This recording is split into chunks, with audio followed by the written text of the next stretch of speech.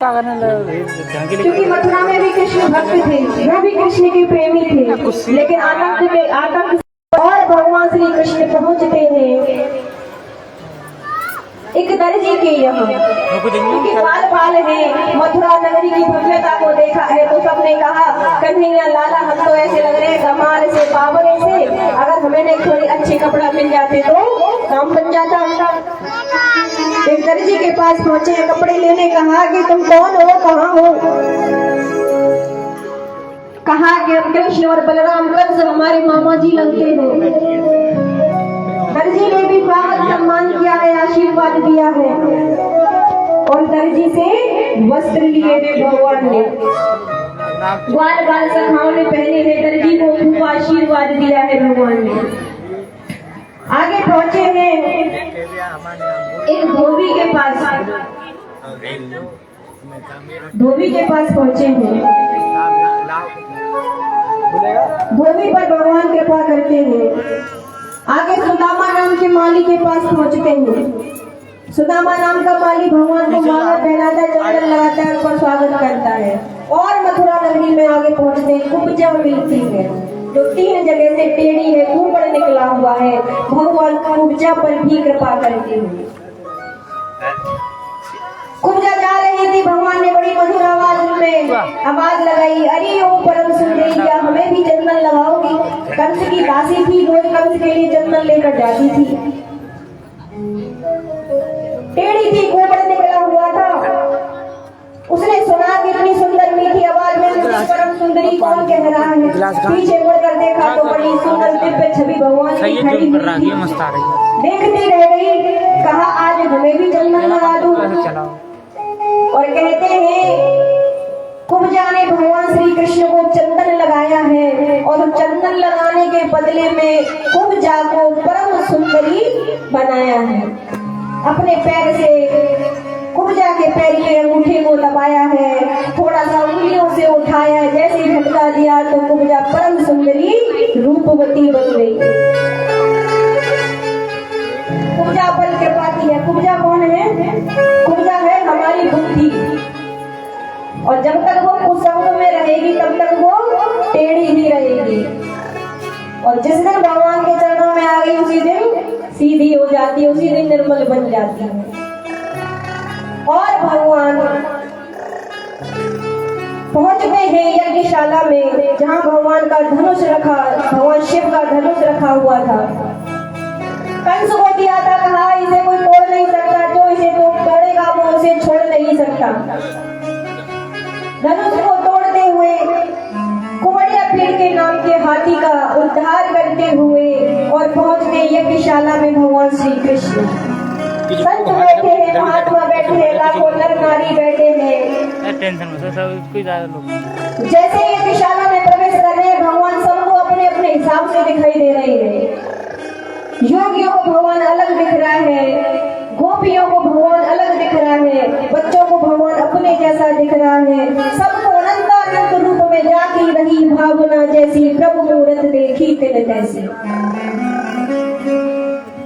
युद्ध होता है मल्लशाला में, अरिष्टासुर, व्योमासुर सबको मारते हुए भगवान, क्योंकि जल्दी उद्धार करना है कंस का, सबसे युद्ध करते हुए, सबको परास्त करते हुए ऊंचे सिंहासन पर बैठा हुआ है कंस। और जैसे माता देवकी को घसीटा था कंस ने, केसों को पकड़ करके, वैसे ही केसों को पकड़ के कंस को घसीटते हुए लेकर आते हैं भगवान श्री कृष्ण नीचे। कंस चिल्लाता है, सबको बचाओ, मुझे बचाओ, मुझे बचाओ। अरिष्टासुर, व्योमासुर, धेनुकासुर सब कहाँ चले गए? कृष्ण कहते हैं वो वहीं चले गए, अब यहाँ तुम्हारा जाना बाकी है। तुमने भी मेरी माँ के केसों को पकड़ा था, मेरी माँ को ऐसे ही घसीटा था, और आज कंस को देखते ही देखते भगवान श्री कृष्ण ने एक मुष्टि का प्रहार किया है और कंस का वो मिलता है।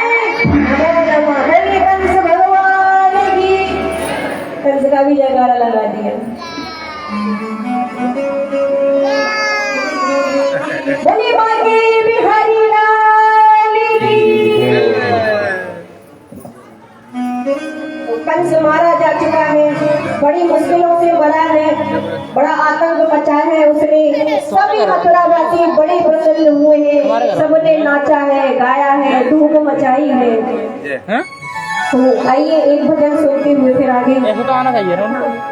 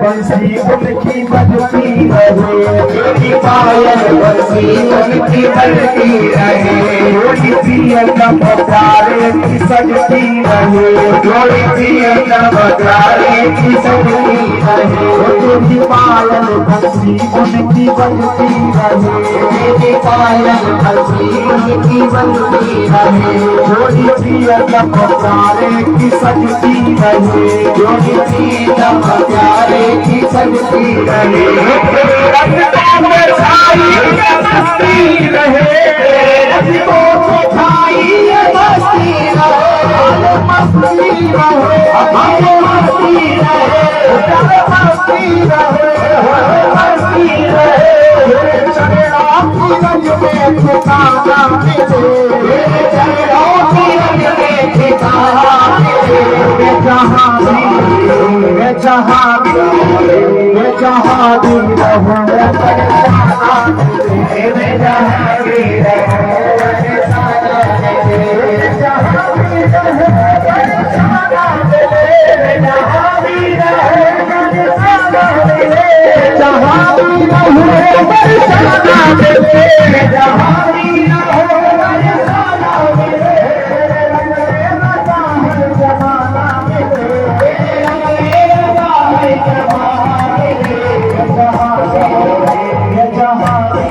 मिले, जहाँ भी रहूं, परेशाना मिले, मैं जहाँ भी रहूं, परेशाना मिले।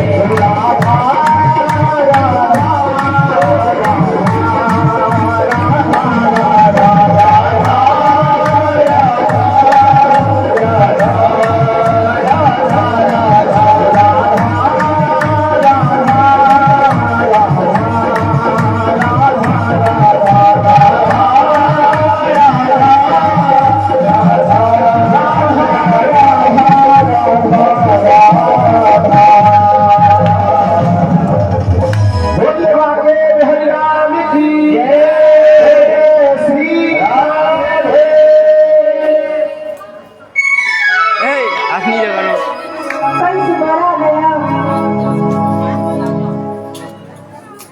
कंस ने अपने पिता को भी बंदी खाने में डाला हुआ था। तो शायद लोग मुक्त करते हैं, राज रथी पर दिखाते हैं और भगवान श्री कृष्ण आगे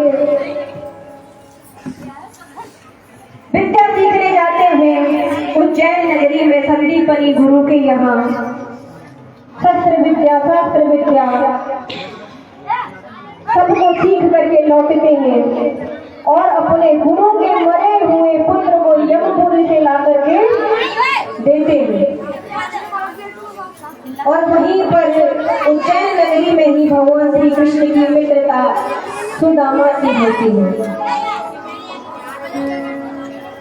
शिक्षाओं को सीख करके लौटे हैं। जिसके जीवन में शिक्षा है वो बता देती है कि शिक्षा कैसी है। शिक्षा वही शिक्षा है जो शिक्षा व्यक्ति को विनम्र बना दे। शिक्षा कभी अकड़ना नहीं सिखाती है। कई बार अगर हम ज्यादा पढ़ जाते, ज्यादा लिख जाते तो अकड़ आ जाती, हम इतने पढ़े हुए हैं तो विनम्रता आनी चाहिए, क्योंकि फल वही ज्यादा झुकता है जिस पर फल ज्यादा होते हैं। वृक्ष वही ज्यादा झुकता है जिस पर फल ज्यादा होते हैं। अगर आप ज्ञानी है, पढ़े लिखे हैं तो दिखना चाहिए कि हाँ आप ज्ञानी हो, पढ़े लिखे हो। विद्या विनयम ददाति विद्या, विद्या विनय देती है, विनम्रता देती है। संस्कार बता देते हैं कि जीवन कैसा है, शिक्षा कैसी है, पढ़ाई कैसी की है। राम जब विद्या सीख करके आए थे, गुरु पढ़ने गए रघुराई, अल्प काल में घात हो पाई। पता चल गया था कि शिक्षा प्राप्त करके आए हैं। मात पिता गुरु ना भई माता, प्रातः काल उठ के रघुनाथा। संस्कारों ने बता दिया था कि प्रभु श्री राम शिक्षा ग्रहण करके आए हैं, क्योंकि शिक्षा व्यक्ति को विनम्र बनाती है। ऐसे भगवान श्री कृष्ण संदीपनी गुरु के यहाँ पर शिक्षा मथुरा नगरी में वापस आते हैं। और आज मैया ने मथुरा नगरी में मैया देवकी ने कृष्ण के लिए आज तक कभी भोग बनाया नहीं था, कभी हाथों से खिलाया ही नहीं था, क्योंकि 11 वर्ष तक ब्रज में रहे। मैया यशोदा ने लालन पालन किया। मैया देवकी के घर से तो जन्म लेते ही चले गई थे नंदगांव में। आज मैया देवकी को मौका मिला है कि कृष्ण को मैं कुछ अपने हाथों से खिलाऊं, लाड़ लड़ाऊं, प्यार करूं। 56 भोग बनाए हैं मैया देवकी ने कन्हैया के लिए। कृष्ण के सामने भोग रखे हैं, भोजन रखा हुआ है।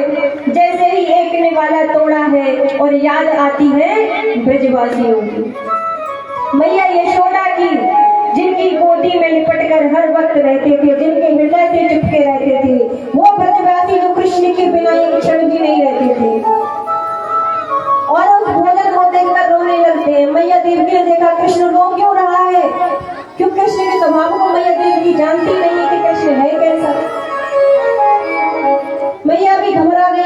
हो क्यों रहा है? उद्धव को बुलाया। उद्धव मित्र थे, कृष्ण के महामंत्री है, परम ज्ञानियों में बृहस्पति के शिष्य उद्धव।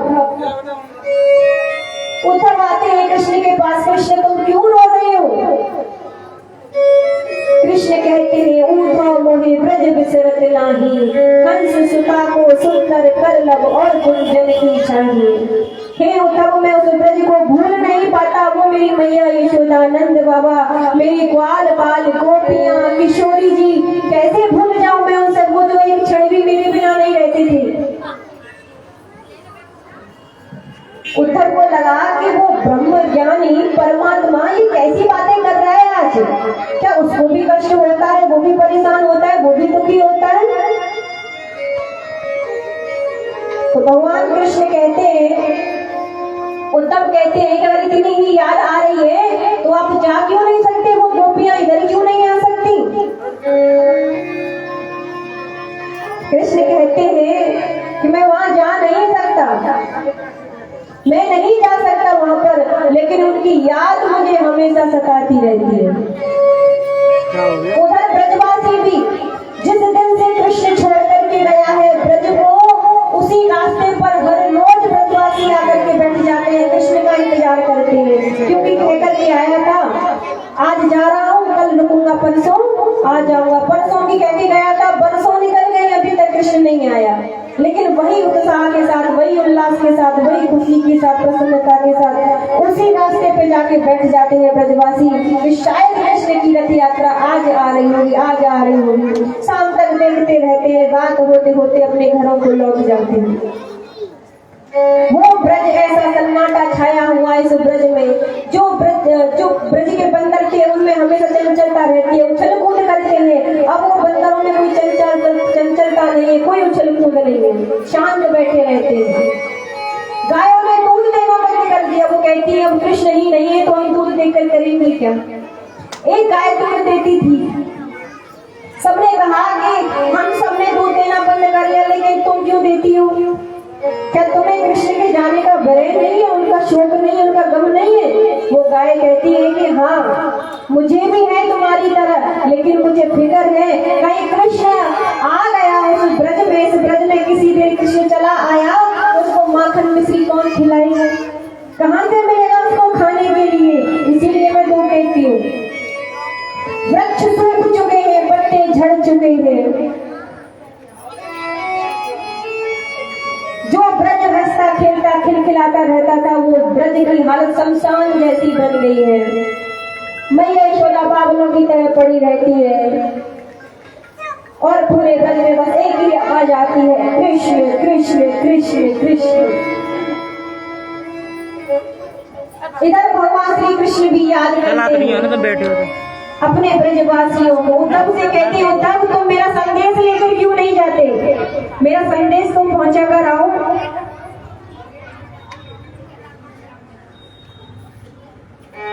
अच्छा गोपियां मथुरा क्यों नहीं गई? मथुरा की दूरी वृंदावन से कोई ज्यादा तो है नहीं, कितनी होगी? 10, 15, 20 किलोमीटर, ज्यादा से ज्यादा 20 किलोमीटर। हाँ 20 किलोमीटर की दूरी है। तो क्या जब गोपियां दिन रात गोकुल से मथुरा के चक्कर लगाती थी, दही बेचने जाती थी, तो अब नहीं जा सकती वो कृष्ण से मिलने? 3-4 चक्कर लगा कर आ जाती है अब तक तो। लेकिन बरसों हो गए कृष्ण की याद में रो रही है, लेकिन मिलने नहीं गई। क्यों नहीं गई? क्योंकि उस मथुरा में और वृंदावन में स्थान की दूरी नहीं है, वहाँ स्थान की दूरी नहीं है, वहाँ भाव की दूरी है, वहाँ भाव की दूरी बन चुकी है। क्योंकि जो कृष्ण हमारे यहाँ मोर पंख पहन करके घूमता था, अब वो सोने का मुकुट पहन लिया है मथुरा में जाकर के। हमारे यहाँ पर जो बंसी बजाता घूमता था सबके पीछे नंगे पांव, अब वो सुदर्शन चक्रधारी हो गया है। और वो कृष्ण हमें नहीं चाहिए राजा बना हुआ, हमें तो अपने जैसा कृष्ण चाहिए जो नंगे पैरों हमारे आगे पीछे घूमता रहता था, वो कृष्ण हमें चाहिए। और उस राजा बने कृष्ण को, सुदर्शन लिए हुए कृष्ण को, मुकुटधारी कृष्ण को, उसे हमें नहीं, वो नहीं चाहिए हमें। कृष्ण उद्धव को कहते हैं अपना संदेश लेकर के भेजते हुए, कृष्ण कहते हैं कि वो जो मेरे भोले वाले ब्रजवासियों को थोड़ा समझा करके आओ, कुछ ज्ञान दे करके आओ। वो बृहस्पति का शिष्य ज्ञानी उद्धव कहता है कि वो भोले वाले गवार ब्रजवासी मेरा परम ज्ञान को क्या समझेंगे, मेरे ज्ञान को। कृष्ण कहता है पहले जाओ तो सही, तभी तो पता चलेगा कि तुम उनको समझाओगे या वो तुमको समझाएंगे। उद्धव को संदेश लेकर के भेजते हैं ब्रज में भगवान श्री कृष्ण। कहते हैं मेरा मुकुट पहन करके जाओ, मेरी मोर पंखी धारण करके जाओ, मेरी वस्त्र पहन करके जाओ।